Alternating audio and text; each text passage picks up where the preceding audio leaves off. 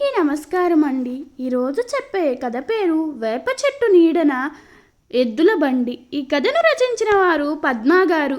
ఇంకా కథలోకి వెళ్తే, మాది పెద్ద కుటుంబం. 5 మంది తాతలు ఇండ్లు ఒకే వీధిలో ఉండేవి. అందరూ ఒకే కుటుంబంలాగా కలిసిమెలిసి జీవించేవారు. మా ఇంటి ముందు మాత్రం 4 వేప చెట్లు ఉండేవి. అవి ఏపుగా పెరిగి అందంగా ఉండేవి. చెట్లపై కోయిలు కూ కూ అనే కోయిల పాటకు పల్లవి పాడేవారు కాకులు. అయితే చెట్టు నిండా ఉండేవి కాకులు. రెట్టలు వేయడం, కడుక్కుని రావటం అందరూ ఆనందించేవారం. పక్కింటి వారు దంతధావనం కోసం మా చెట్టు పుల్లలను ఇరిచేవారు. మా నాన్నకు వేప చెట్టు అంటే వల్లమాలిన ప్రేమ. వద్దు అనలేక అటు ప్రతి కొమ్మను విరుచుకోండి అనేవారు.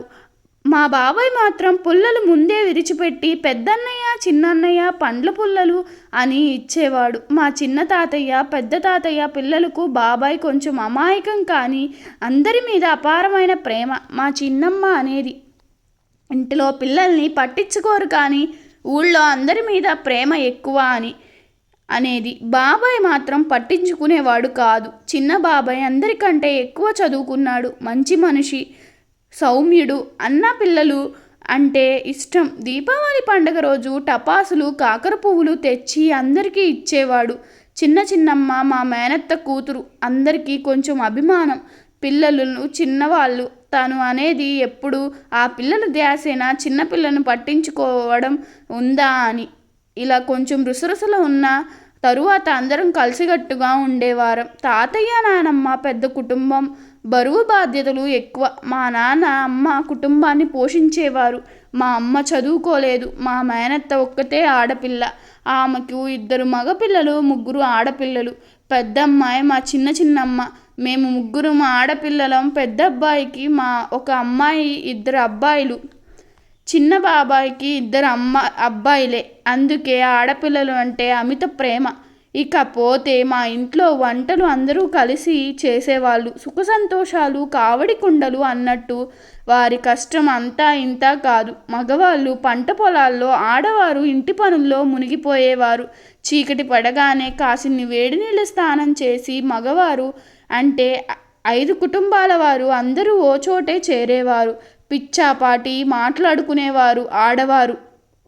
ఇంటి ముందు వేప చెట్టు కింద మట్టి అరుగులు ఉండేవి. వాటి మీద కూర్చుని ఆనందంగా ముచ్చట్లు పెట్టి వారు. మా పెద్దనాన్న వచ్చి, ఏమమ్మా ముచ్చట్లు అవ్వలేదా అనగానే పెద్దమ్మ లేచి వెళ్ళేవారు. ఈ విధంగా సమష్టి కుటుంబాలు ఆనందంగా ఉండేవి. 4 వేప చెట్లు కింద ఆరు బయట మంచాలు వేసుకుని ఆనందంగా కబుర్లు చెబుతూ సంతోషంగా జీవనం కొనసాగింది. పొద్దుపోయే వరకు వెన్నెల్లో చెమ్మచెక్క ఆడేవారం. వీధి లైట్ల కింద ఆటలు, పాటలు, చదువులు అన్నీ నడిచేవి. అలకలు, మూతి విరుపులు, బుంగమూతులు అన్నీ సరదాగా సాగేవి. వేసవిలో మేనత్త పిల్లలు అందరూ వచ్చేవారు. అందరం వేప చెట్టు నీడన ఆనందంగా కబుర్లు చెప్పేవాళ్ళం. పరిహాసాలు, చమత్కారాలు, హాస్యాలు, నవ్వులు, పువ్వులు అయి విరిసేవి. పువ్వులు అనగానే గుర్తొచ్చింది, మా వెనుక ఇంటిలో పెద్ద తాతయ్య గారు ఉంటారు.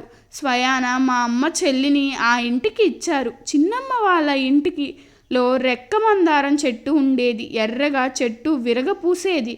అందరం పూజకు, బతుకమ్మకు ఎక్కువగా ఉపయోగించే వారం. మన వేప చెట్టు కింద ఎద్దుల బండి ఉండేది. మా నాన్నకు, పెద్ద బాబాయ్కు బండి అంటే ప్రాణం. తడవకుండా చెట్టు కింద పెట్టేవారు. చాలా రోజులకు అన్ని పనులకు మోటార్ వాహనాలు, దున్నే యంత్రాలు వచ్చాయి. మా పక్కింటి అన్నయ్య వచ్చి, చిన్నాయన బండి అమ్మరాదే, దానితో ఏం కష్టాలు పడతావు, చక్రాలు పాతవి అయినాయి అనగానే, బండి ఇంటి ముందు ఉండాలి అనుకుంటేనే మనసులో బాధ, కంటిలో నీరు కనబడ్డాయి. చిన్న బాబాయ్ చేనులో మోటబావిలో నీరు తోడి కూరగాయ మొక్కలకు నీళ్లు పోసి మంచి పంటలు పండించేవారు. ఉల్లి పంట రకరకాల కూరగాయలు పండేవి. తినగా మిగిలినవి అందరికీ పంచేవారు. పొలం దగ్గర చెట్ట కట్టారు. తాతయ్య, పెద్ద బాబాయి తట్టెడు చేపలు పట్టి తెచ్చేవారు. నాన్న పొలంకి ఎరువులు, నీటి తడి చేయడం, బండి కట్టుకుని 4 మైళ్ళ దూరంలో ఉన్న పొలానికి కోడికూతతో వెళ్ళేవాడు. పెద్ద బాబాయ్ పశువులను తోలుకుని అందరికీ చద్ది మూట కట్టుకుని పోయేవాడు. ఎంత కష్టమున్నా పనులు ముగించుకుని అందరితో ఆనందంగా ఉండేవారు. నాన్నకు దైవభక్తి ఎక్కువ. ఊరిలోని రామాలయానికి, ఆంజనేయ స్వామి గుడికి వెళ్ళేవాడు. శనివారం ఉపవాసం చేసేవాడు. నాన్న కోసం, అక్క, చిన్నమ్మ కోసం శనివారం రాత్రి ఉప్మా చేసేవారు. అందరికీ కొంచెం నూనెతో చేసిన వంటకం చాలా రుచిగా ఉండేది. దానికోసం ఎదురు చూస్తూ వేడివేడిది తినేటప్పుడు నోరు కాల్చుకోవడం భలే ఉండేది. వేరుశనగ పంట రాగానే చలక నుండి బుట్టెడు కాయలను ఆరుబయట పోసి పుల్లలు వేసి మంటలు వేసి ఆ నిప్పుల్లో కాల్చేవాళ్ళు. ఆ రుచి వేరు. వరిధాన్యం రాగానే ముందు కొంచెం బిందులో పోసి కొంచెం కొత్తగా లిప్పేవాళ్ళు. మా వీధిలో మొత్తం అందరూ ఇల్లు అలికి ముగ్గులు పెట్టి కొత్త బియ్యంతో పరమాన్నం వండేవారు. ఆ రుచే వేరు. నేను ఇంకా మర్చిపోలేదు జ్ఞాపకాలు. ఒకటా రెండా? ఒక్కొక్కరు మా వీధిలో ఆడపిల్లలము 15 మందిమి ఉంటిమి. సంక్రాంతికి వీధి అంతా రథం ముంగుతో నిండిపోయేది. ముగ్గు గిరకలతో తెల్లటి ముగ్గు పిండర పోసిని వెండి వెన్నెల ఆనందం అంటే అదే ప్రేమాభిమానం. ఉప్పొంగిపోతుంది. బాబాయ్ తెచ్చే ఊస కంకులు రాల్చి ఊస బియ్యం వేడి చేసి తినేవాళ్ళం. అలా రుచిగా ఉండేవి. బలం కూడా. పోషకాలకు కొదవేముంది. పండ్లు, రేగి, సీతాఫలం, జామ, మామిడి ఇలా కాలాన్ని బట్టి అందేవి గాలిపంకాలు. అంటే ఆనాడు మా 4 వేప చెట్లు ఆరోగ్యానికి చీడపీడలను తొలగించుటకు వర్షాకాలంలో వేపాకు మండలను గుమ్మం ముందు ఉంచేవారు. ఇక దీపాలు, లాంతర్లు దీపపు బుడ్డి వెలుగులో చదివేటప్పుడు ముంగురులు కాలి వాసనలు వచ్చేవి. ఇంటిలో నుంచి కేకలు, ఎవర్రా జుట్టు కాల్చుకుంటున్నారు అని. మొక్కజొన్న కంకులు కుంపటి పొయ్యిలో కాల్చి ఒక్కొక్కరికి ఇచ్చేవారు. ముందు కంకి అందిన వారు మిగిలిన వాళ్ళకి వరుసలు వలిసి లెక్కబెట్టి ఇచ్చేవాళ్ళం. మా కంకి రాగానే బాకీ చెల్లించేవాళ్ళం. మా కుటుంబ గాథలు అలా చాలా ఉన్నాయి. మా బాబాయిలిద్దరూ హఠాత్తుగా చనిపోవడంతో మా ఇంట ఆనందం మాయమైంది. మా వీధిలో తాతలు, తండ్రులు ఒక్కరుగా కాలం చేయడం, పిల్లలపై చదువులతో, ఉద్యోగాలతో ఎవరికి వారై యమునా తీరే ఆడపిల్లల పెండ్లిళ్లతో దూరం పెరిగినది.